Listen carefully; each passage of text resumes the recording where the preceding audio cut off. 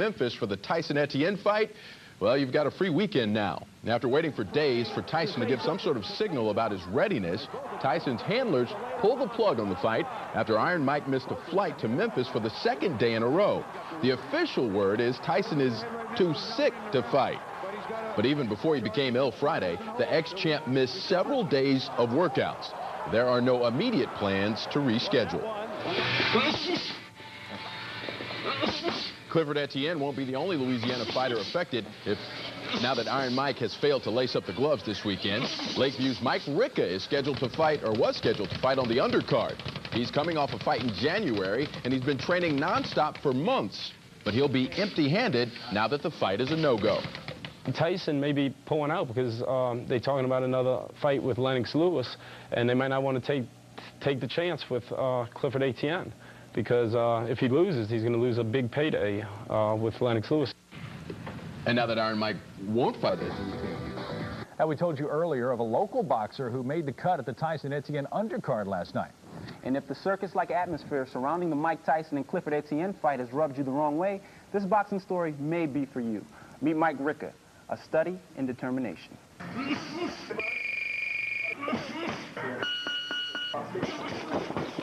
Local boxer Mike Ricca is making an investment. He puts in time, and in return, he keeps alive this dream. To go to the top, to be a world champion. I wouldn't be in the sport if I didn't think I could be at the top, or if anyone else didn't think I could be at the top. I wouldn't be in the sport. The 1993 Louisiana Golden Gloves champ is getting a taste of the big time. He's training to fight on the undercard of the Mike Tyson-Clifford Etienne fight. It's all about being self-motivated. Of course, the goal seems far, but with every fight, it gets closer and closer. He's got a lot of heart. I mean, it's a big factor.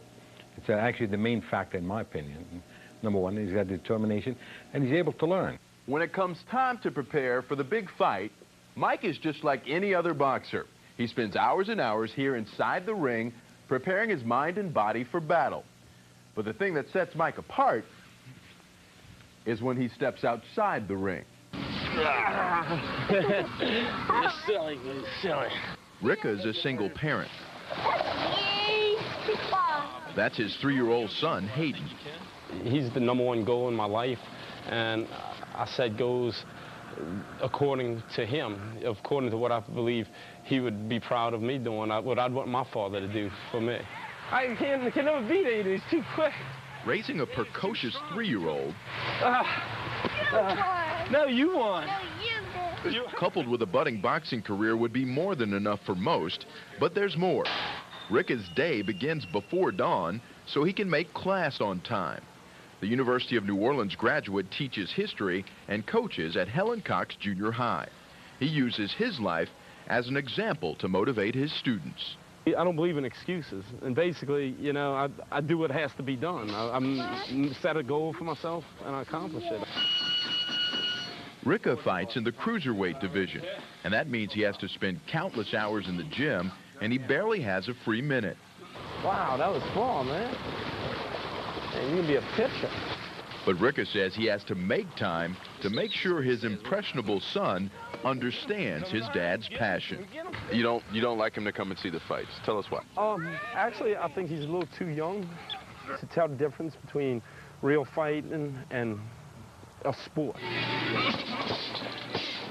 Meanwhile, back at the gym, if Ricca can manage to get his skill level to match his desire, then it'll all be time well spent.